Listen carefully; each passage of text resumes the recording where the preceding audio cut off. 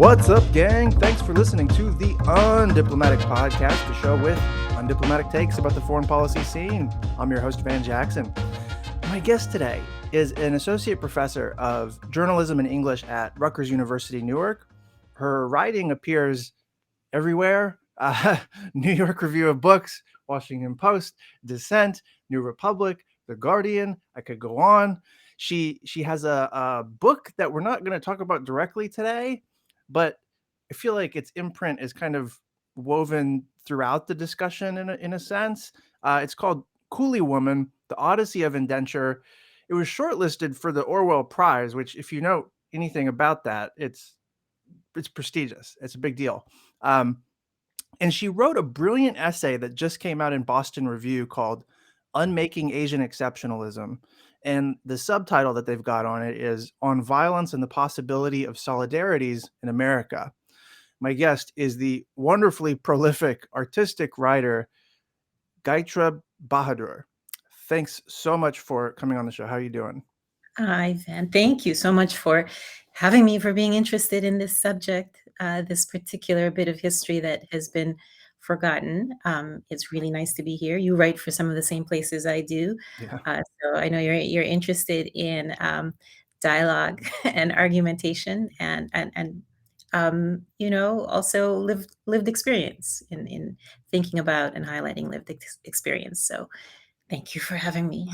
Yeah, lived experience. I have to say, before we get into this, I found reading you so refreshing that I went and dug up like several of your essays from the past. Your book is on order, in fact. I spent a lot of time in my day job reading prose that is basically punditry and foreign policy analysis. They're logical constructions, but it's like fairly routinized, templated writing. And where they're all logos, no pathos, you you still make logical points that you're driving at oftentimes, but you package it in a humanity that makes it memorable, makes it resonate. um and it's so different from what I'm used to reading, in the best way. Like it's got a spiritual quality almost.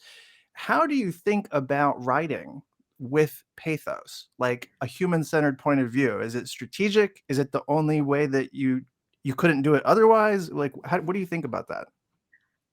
I think it's the latter,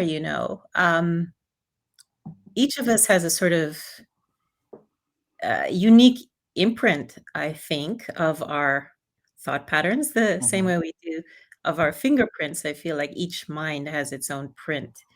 And mine, the way I think is through, well, lived experience could be one way of framing it. But I think and write imagistically. So Mm. I often begin with a moment or an image. And I feel like this is scientific, right? It's inductive thinking rather than deductive, Yeah, because you begin with the evidence, the what data, is. even if the data is an image or a memory, you start there and then you work up from those particulars to what the idea might be that you're trying to communicate or that you're wrestling with, trying to make sense of. So, in the case of this particular piece, it does begin with an image and a memory. And that image or memory was of myself sitting on a bed in my parents' house in Jersey City, New Jersey in 1992. I was watching the Republican National Convention. And I mean, I remember that as if it were yesterday, like somehow lying on that bed and Pat Buchanan's face suddenly like filling the screen, right? Um, Paleo presidential candidate at the time. Yeah. that's right, yeah. And I just I had a profound like emotional reaction to what he had to say, and so I remember crying. I remember crying, and it's not like I'm a particularly teary person, Hmm. although I mean, I was 17 at the time, so maybe that was different then. Yeah. But when I think about xenophobia, and this particular essay is about um, an a white supremacist gang, the Dot Busters. When I think about them, it's this moment I begin with, this image, and I work from there. So, yeah, no, the pathos isn't strategic. Oh, if we define pathos again as, what are the elements of pathos? Working from anecdote, from personal experience, Hmm. um, then that's just the way my brain works. I don't see it as opposed to logos, reason, or argument. I see it as a pathway to reason, if that makes sense. Yeah. No, it totally does. I wanted to hear your explanation of it because I think it makes total sense. There's a way I can't quite articulate it, but there's something missing in political writing and political conversations that are in a purely pundit analytical voice. There's some like the human reasoning element or something is missing, Mm, and you Yeah, always include that. the human impact, uh, Yeah. right, of big ideas and arguments. How does that affect individual lives or group lives? Um, you mentioned punditry. Pat Buchanan, at that time in 1992, when he was running for the Republican nomination, he probably was best known to people at that time as a pundit, right? He was on Crossfire Yeah, yeah, that's right. on CNN, Yeah. right? So I mean, he is or was definitely in that moment the kind of archetypal pundit, right? So if that kind of thinking, um, if he is the paragon of it, then we're all sort of in trouble. What's missing is again like the the humanity, the human impact of big ideas like that, and idea of what we stand for as Americans, the way he framed it, kind of a defense of culture. That speech, I've forgotten what it was such a famous speech that it became known as, I think, something like the culture wars speech, or it wasn't that Mhm. precisely, but it was a speech that made an impact on many people, not just on myself, right? So, but the kind of core of it was um, this call to defend American values and American culture, right? If that's your big idea, but you're not centering people, like the broad spectrum of Americans in that, then you're definitely missing a key piece of what would make your argument solid. Why did that declaration, from Pat Buchanan trigger such emotions from you in that moment? What were you responding to there?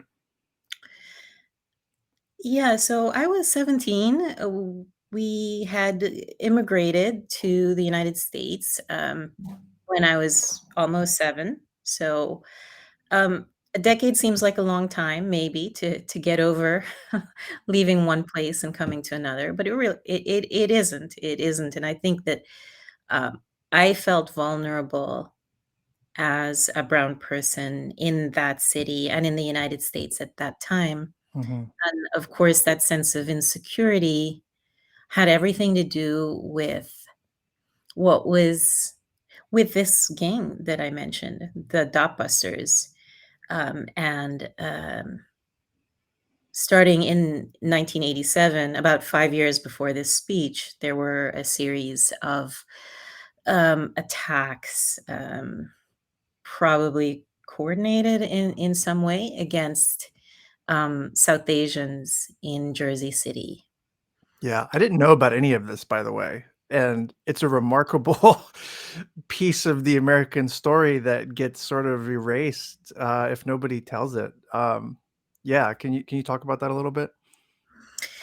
Yeah, so I mean, it was part of my story, our story of coming to America. I didn't realize until later that it had broader significance in American history.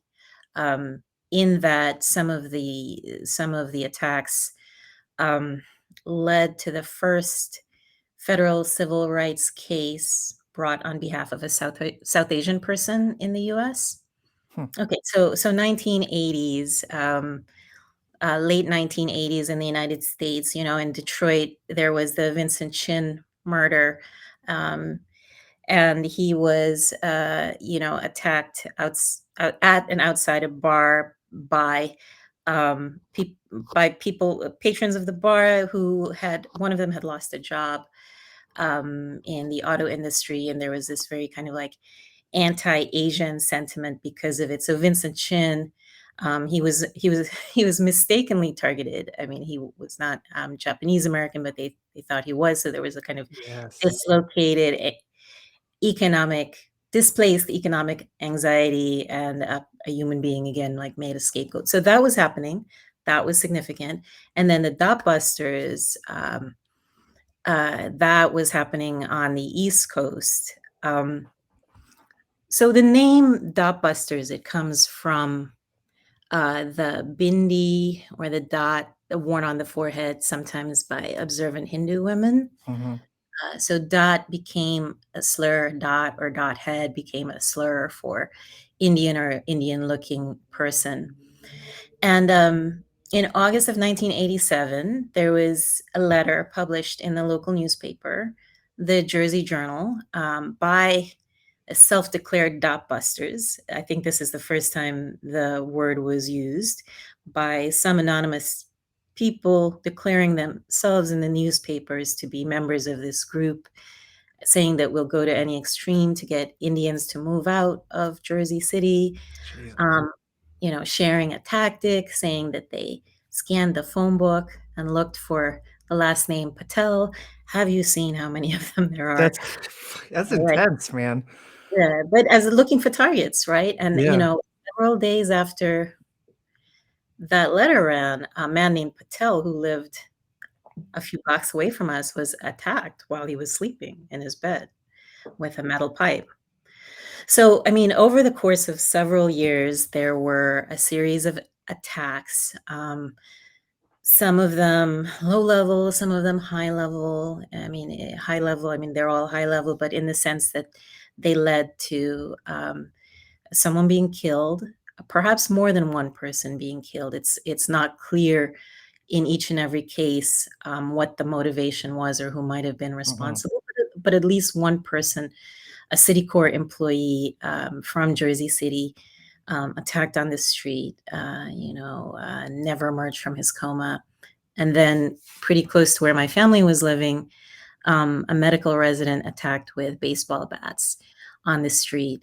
He did emerge from his coma, but with so much brain damage that he couldn't remember the details needed to convict the people responsible. And that is the case that led to the federal hate crimes trial.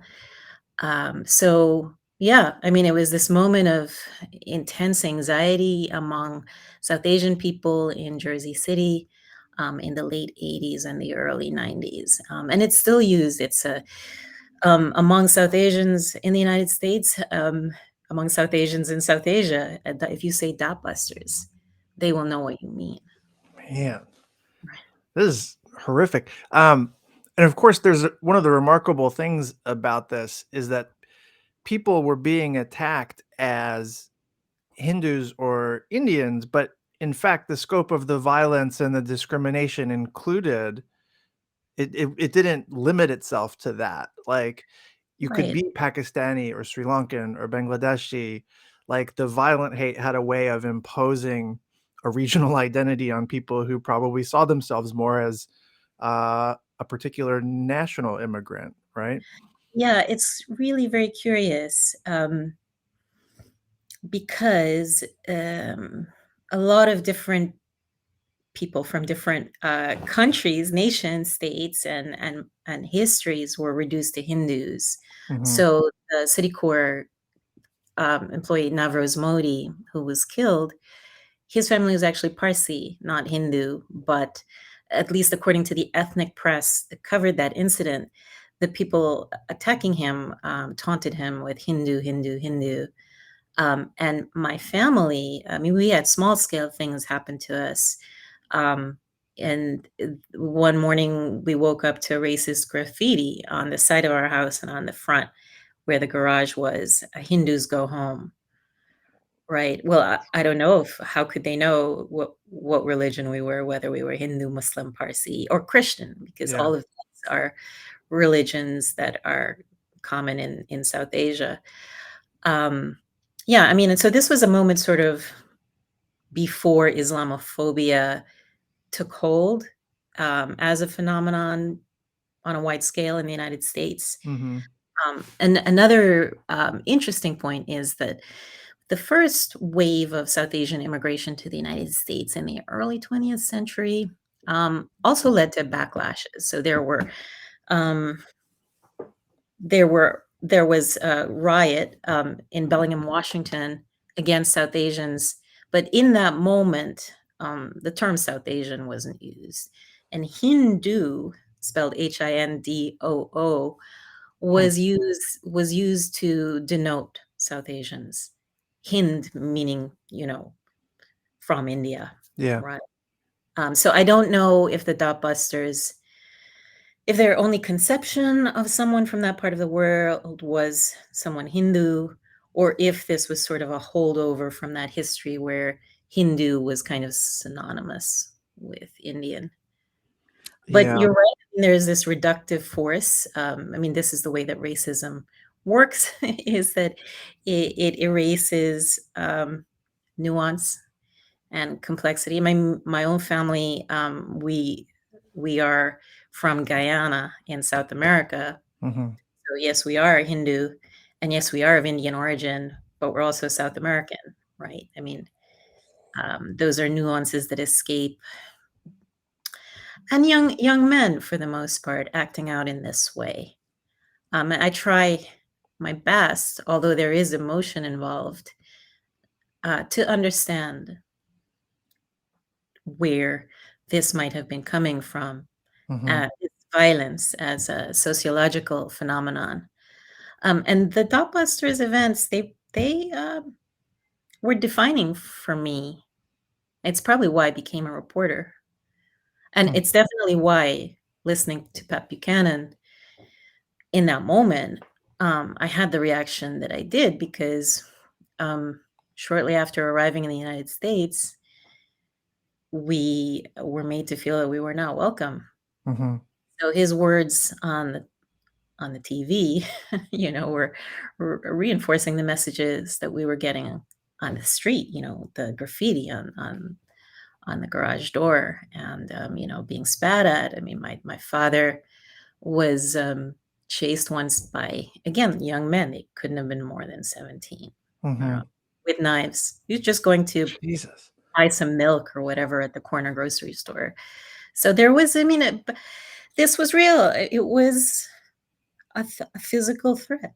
And I a lot of my friends were in school. They were also South Asian. They were Pakistani, Indian, Guyanese, right? I mean, those boys were chased all the time.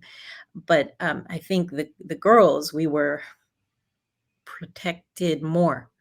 I know that, I mean, my Mm-hmm. parents were protective anyway, but we were even more so protected because there was a sense that we could get hurt, physically hurt, if we were allowed to hang out. So it was school to home, Mm-hmm. because of that threat. Man, what you're describing is so textured, and the experience, like taking away a particular understanding of that and of like the negative consequences of racism and like how it all works. There's there's so much there. It's undeniable, and yet it's like if you were to just try and do a pundit thing and describe like, well, racism leads to a flattening of identity that ensnares lots of people, like you miss all that texture and all. There's like a I don't know. Well, you I'm miss the psyche, the wounded Yeah. psyche, right? Yeah. Which is, again, like, I can't imagine. I feel like somehow I would be a different person today if I had not grown up in the epicenter of that. Mhm. Um, And so this episode is part of my next book project. And recently I went to the federal courthouse in Newark, New Jersey, and I read transcripts of that federal hate crimes case, Mm-hmm. uh, and interviews with, testimony by some of the young men involved, some of the accused, and witnesses, and realized that, oh, these guys, they were holding meetings, not official meetings, but they were hanging out at a bar that was 2 blocks away from us, and they were picked up. I know that street, on Thorn Street, right? That we were literally like surrounded by people who were, um, not happy to have us there. So I I didn't even realize the full extent of how surrounded we were until reading those transcripts. Man. Um, God, But but yeah, this is I mean, so the effect fascinating. Yeah. on psyche is so key, right? Because it Yeah. shaped me in deep ways. And what we do with that is is so important, right? What we do with that wounded sense of self, or that sense of insecurity or being threatened. What do we do? What do we do with that? What's the next step? Mm-hmm. Right. So, I mean, I covered immigration for many years I'm a former newspaper reporter. So in New Jersey and Texas and Philly, and I covered immigration I wrote a lot of stories about immigration and immigrants, right? But I mean, I went out of my way. I did a profile of a Minuteman, right? In which I did mental backflips in order to empathize.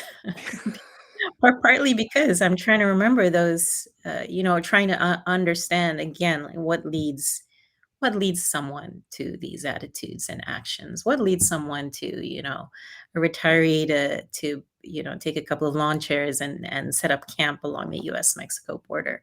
Mm-hmm.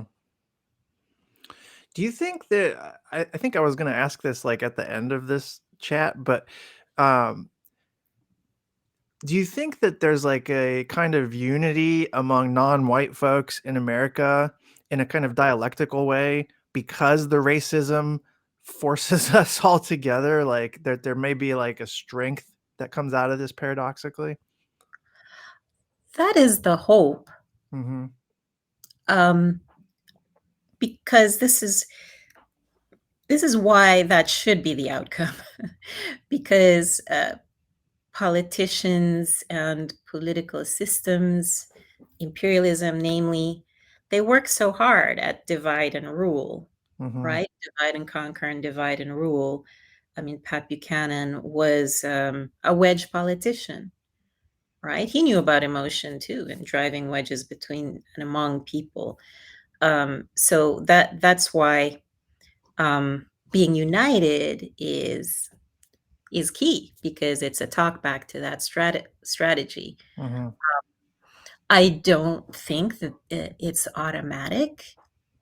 It requires hard work, to see our common and ties and united purpose in that way, because we're talking about very, very broad groups of people, We right? have to have the common consciousness, shared consciousness a little bit.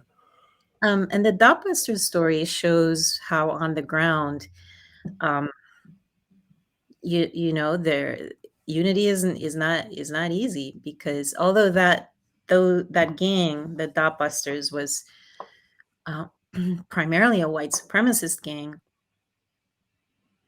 some of those attacks were by other people of color. And I mentioned Navroz Modi, who was killed in September of '87, or well, he was attacked and then died. Um, the assailants in that case were Latino, again, like young men, like 17, 18. And one of them was even 16, right? So, um, what do we do with that? How do we understand that? It's not just these tragedies are not just about race, but also about, well, so many other things, about class, about religion, about disparities in income, about um, racist ideas that work in society in kind of systemic ways. The way I put it in the essay is white skin is no prerequisite for white supremacy, something along those lines, Yeah, right? actually, I wanted to share that quote. You have, you say, quote, "White supremacy can be so deeply embedded in the skin of societies that white skin itself is no prerequisite. People of color have committed violence against each other. Brown and black solidarities are far from given." Right. So in the case of, I'm sorry, I'll let you finish your thought. Oh, no, I was just put it, I wanted to make sure we got the quote out there in the pod. Yeah, keep going. So, so from 1992 to 2014, and then sort of like a nationwide analysis of hate crimes against Asian Americans, um, it was found that I think 26% of those hate crimes were committed by other people of color. Dang. And for Latinos, 19% of hate crimes are committed by other people of color. For African Americans, it's 1%. Right. So we have a lot of work to do again, like in building that unity, and that is the work that scholars and journalists and just human beings interacting with each other on an everyday level have to do. Mhm, Right, understand anti-blackness, the model minority myth. These are the systemic ideas that again like work themselves so deeply into the skin of societies that mhm, you know it almost becomes internalized and people act out on it. In the case of Jersey City, in that moment, um, so it was historically a blue collar immigrant gateway. It still is in many senses. It's also um, hugely gentrified and gentrifying at the moment. But class was, I think, a very big part of what led to the dot busters, right? mhm, Because there are high poverty rates, high unemployment rates, very low levels of education and home ownership among white working class ethnic folks. So the descendants of Italian immigrants and Irish immigrants, Eastern European immigrants, right, who were not doing well according to the by the statistics, right? So mhm. I see what happened um,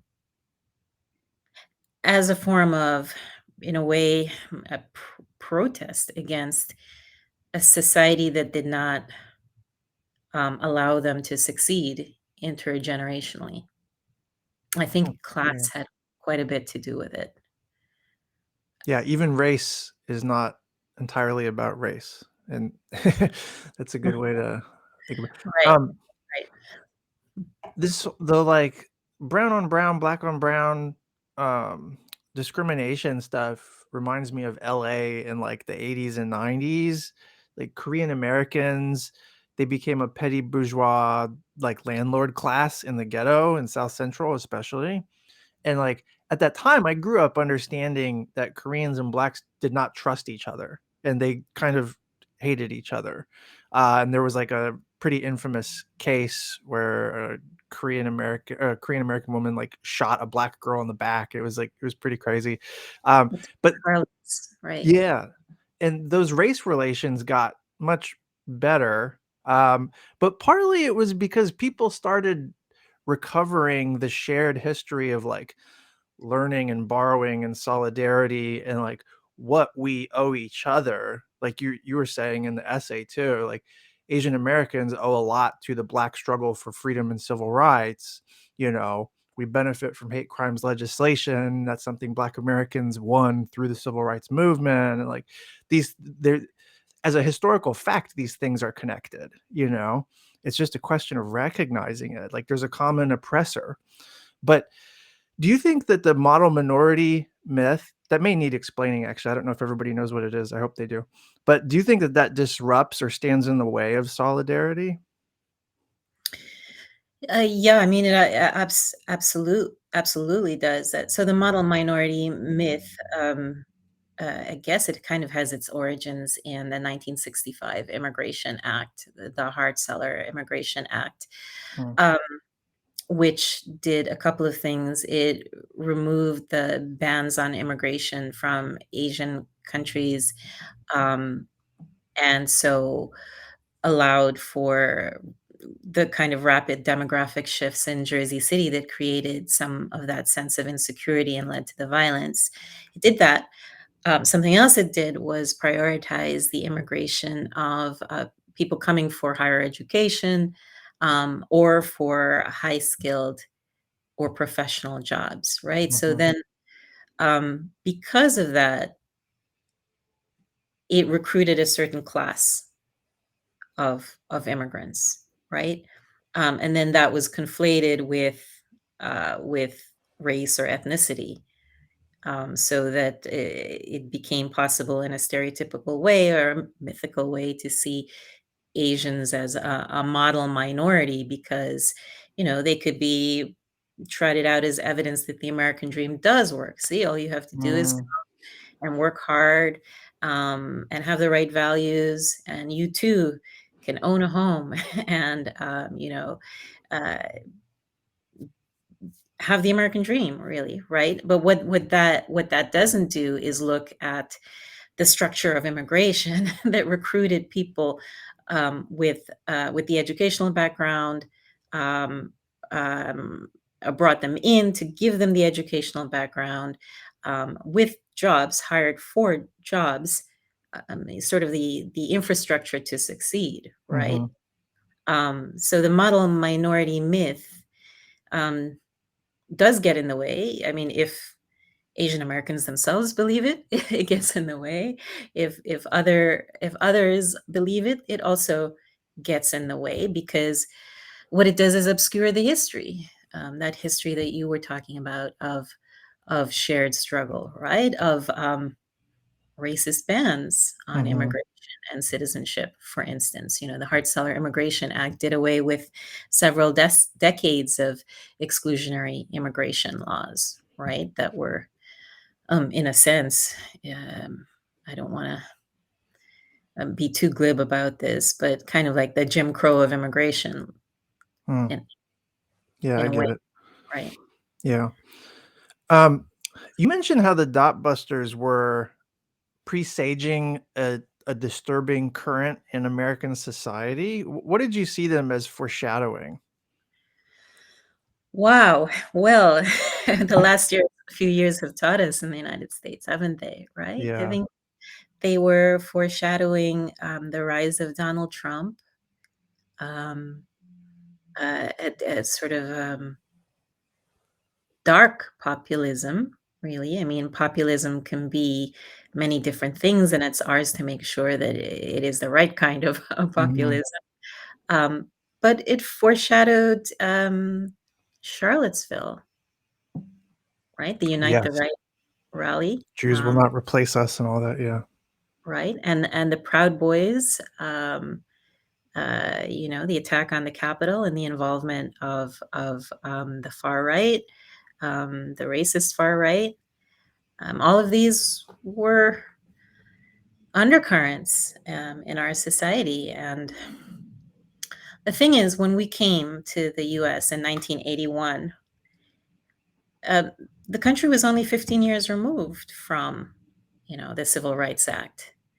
And in school and receiving public school education in New Jersey in the 80s, we were presented with this arc of progress, right? This is where we were, and now we are, a more perfect and just society on the question of race. Mhm. So that's what we were taught was the truth. And then if there was something else happening, if there were dot busters on the ground, these were exceptions to that arc of progress, Yeah. right? Yeah. Um, but I think we we're clearly a little too quick to jump to those conclusions. I mean, what was undercover then or seen as exceptional then has now come out into the open, proudly proclaiming itself, right? You know, Donald Trump told the Proud Boys to stand back and stand by. I mean, you've got God dang.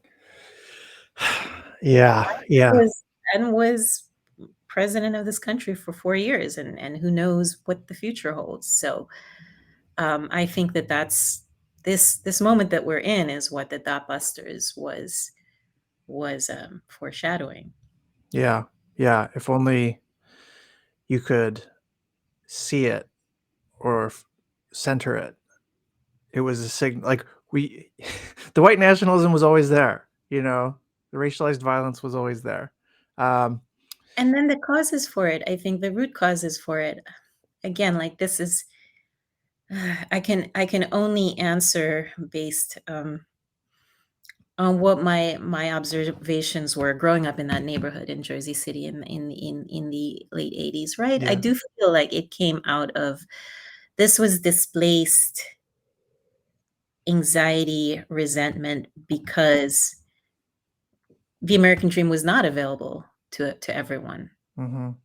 right? And it just actually wasn't working for a whole lot of people. Um, and I mean, we need another show to break down what it is that the American dream is and how Yeah. that's tied to um, both capitalism and race and maybe racial capitalism. Yeah.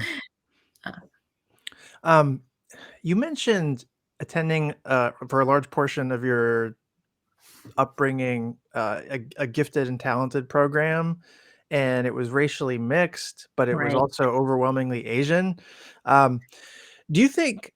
How do you think about that? Like, was it luck of the draw that it was predominantly Asian? Did that have something to do with the model minority myth as like setting Asians as a class apart? Like, what's your understanding of that?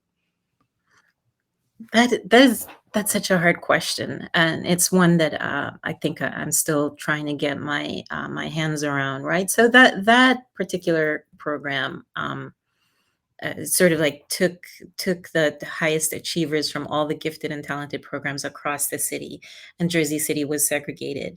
Right, so there were neighborhoods that were predominantly Black, neighborhoods that were predominantly white, enclaves that were South Asian, etc. So Mhm. presumably, it should have drawn a mix ethnically from across the city, and it did. I mean, there were um, in a class of 28, two white people, two Latinos, three African Americans, and the rest of us were Asian American from different backgrounds. A third South Asian. Okay, so to answer your question, then, It was similar in my high school, by the way, in Florida. Like the breakdown is not so different. Yeah. so partly yes, partly the way the education system works. I mean, like American society, those biases are internalized, and our teachers are not exceptions necessarily, right? So I'm sure that that did play a role, having expectations from an African American child that were different from expectations for an Asian American child. I think that probably did play a role, right? I mean, if I were to look at the South Asian predominance, I could say, all right, well, um, coming from British colonies, you know, perhaps with English language skills, maybe that's had something to do with it as well. I mean, Guyana, where my family is from, was a British colony. Hmm. Um, we came, as I mentioned in the piece, we didn't have much money. We did have English language skills, and we did have family, right? It's complex. So, I mean, is it luck of the draw? I wouldn't quite say that because that, you know, again, I guess maybe this comes back to to thinking of the psyche and the role the psyche plays when you come from somewhere else and you have nothing. Hmm.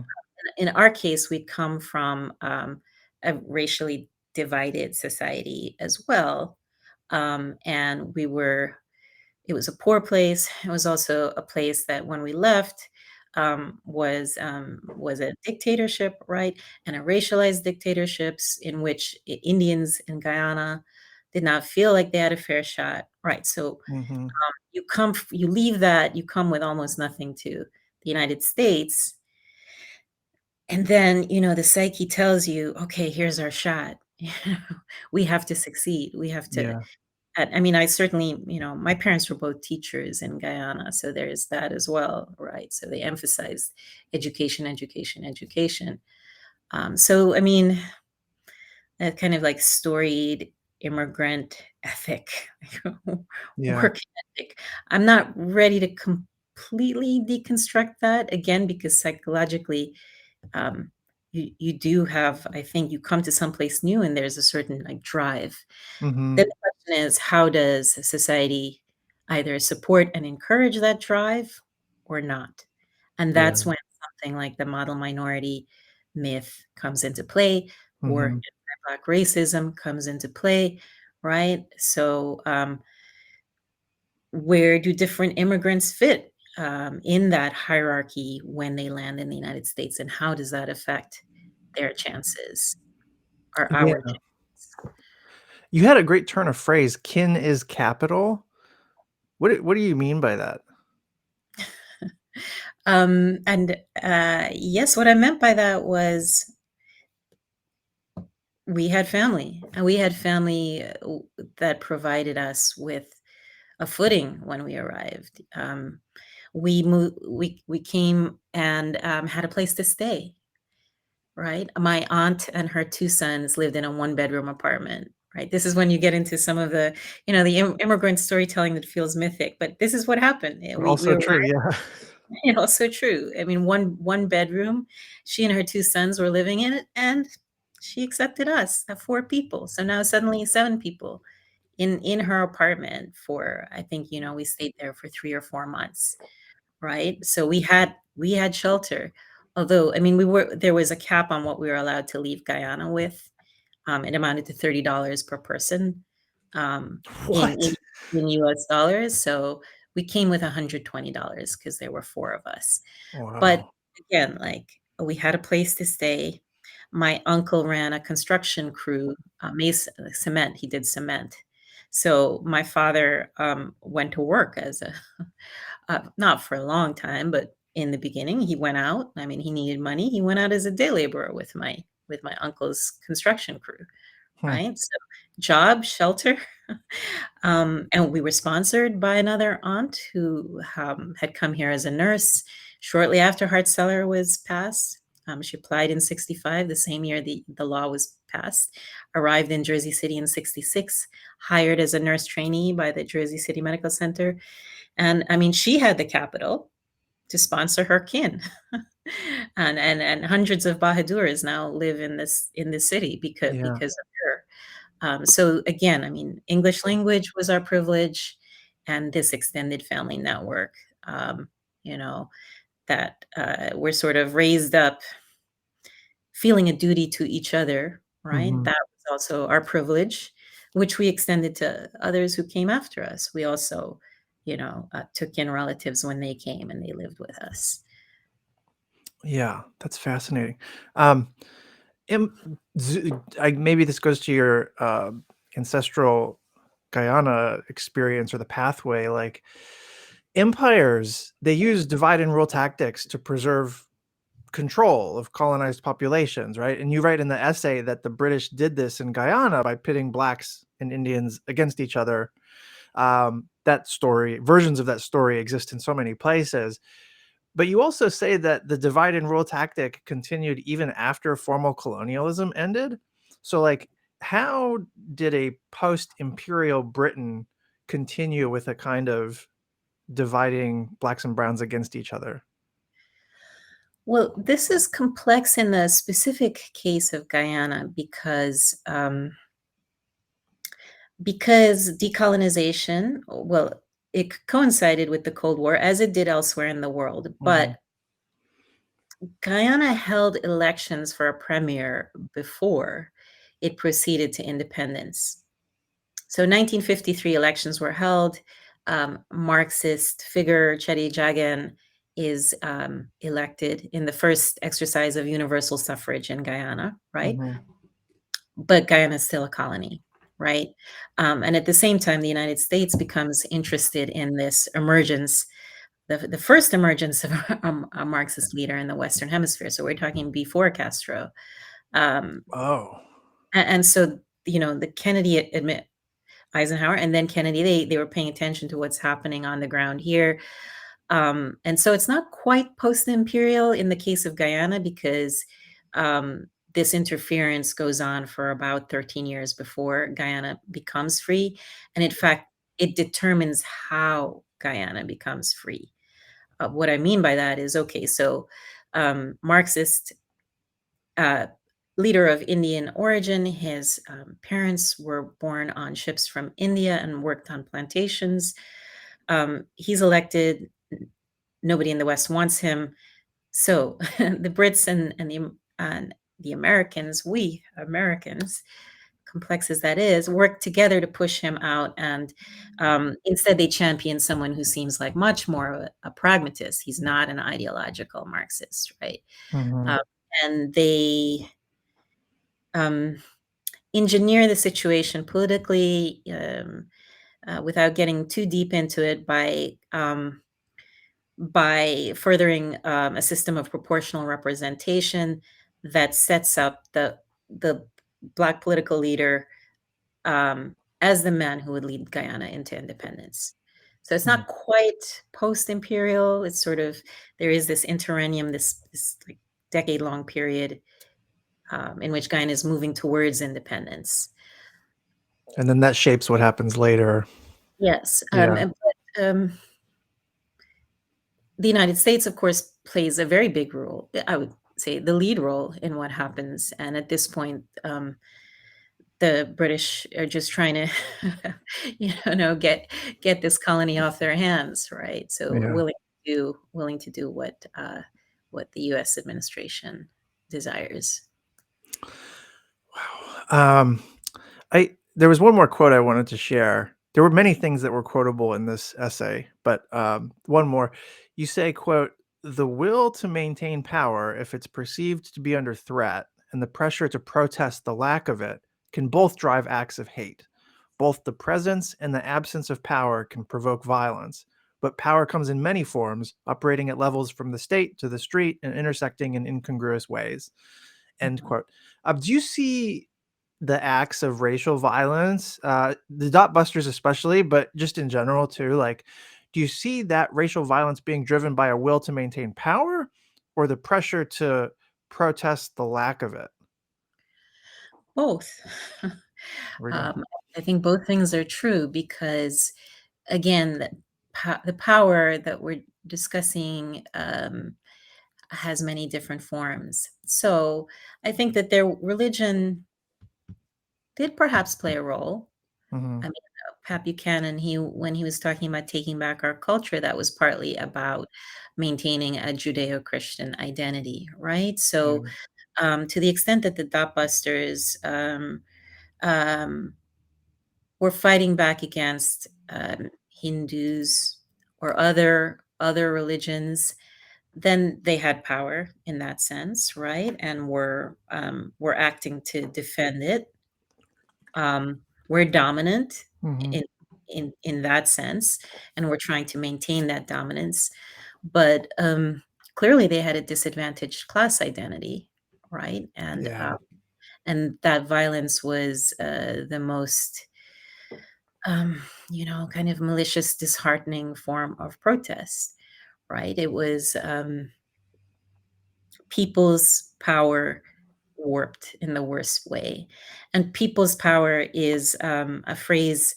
Um, I mentioned it in the essay. The Guyanese intellectual historian Walter Rodney, Pan Africanist Mhm. intellectual as well, a great hero for many on the left. He was on the ground in the 80s. Well, not the 80s, sorry. He was assassinated in 1980. In the 70s, fighting back against the dictatorship that my family fled from, the dictatorship that was put in place by the CIA, essentially, right? Mhm. So he was enacting people's power on the streets in Guyana, right? So that's what the potential is, for populism, right? To, again, we're talking about, um, ideals anchored in a sense of our shared history, Mm-hmm. um, and that too is a form of people's power. So you've got the Dot Busters version of it, you've got Walter Rodney's version of it, and then what is our version of it, when we're confronted by the likes of the Proud Boys, and Donald Trump. Yeah. Yeah. And That's well put. You end the essay by circling back to the Pat Buchanan speech that sort of started the essay. right. And looking back, you see that moment differently than you saw it then. Can you share how your view of what Pat Buchanan was saying has kind of shifted with time, perspective? Yeah, in that moment, I felt personally attacked. Again, remember we were 5 years out from the Dot Busters, from when the Mhm, Dot Busters started their attack. So I felt, um, I was in a fragile and vulnerable place in terms of our own belonging as immigrants in the United States. So when sure. he said, "Take back our culture, take back our country," um, that's that affected the way I read those words. I saw it as mainly anti-immigrant, right? Mhm, But, um, in order to write this essay, I you could find this speech on YouTube. I watched the entire thing again, and that's when I saw, what Buchanan was talking about the LA riots, which you mentioned, mhm, right? And he was talking about force rooted in justice and taking back our cities, right? And so when he's talking about force rooted in justice, the camera pans to Asian American delegates, at the Republican National Convention. We don't know who they are exactly. yeah, But I mean, that combination of words and images, to me, that was about pitting people of color against each other. That was in some way, cueing the uprising in LA. And I saw it as, okay, well, actually, when he's saying take back our cities, and when he's talking about force rooted injustice, that's really directed at African Americans. And that's kind of holding up Asian Americans or Korean Americans, if that's what he meant, if that's what the camera meant by panning to mhm. those people, as the model minority, right? It was a lot more. It landed in a very personal way when I heard it as a young person. Mhm. But now I see it as something, in fact, much more subtle and, um, uh, uh, Kind of malicious. sinister too, yeah. Sinister, that's the word I'm looking for. Yeah. Yeah.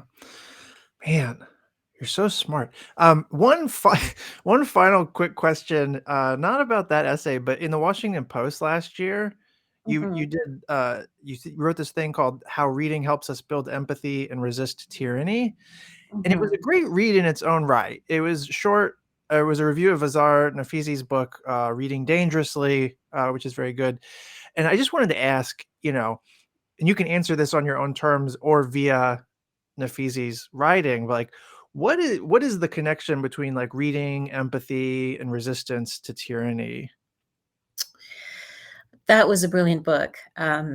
I really enjoyed it, and it sort of spoke to the moment that, were in then and are in now, a polarized moment. We've been talking about white supremacy coming out into the open, Mhm, um, and, anti-Blackness, Black Lives Matter, right? But we're also in a moment where we need more than ever to see each other's stories, and, literature trains empathy. That's what it does, is it trains us to see the other, and the other can be defined in many different ways. It could be, the ethnic other, it could also be the political or ideological other, and the best books allow us into the humanity of people who we might have a sort of like visceral reaction against. mhm.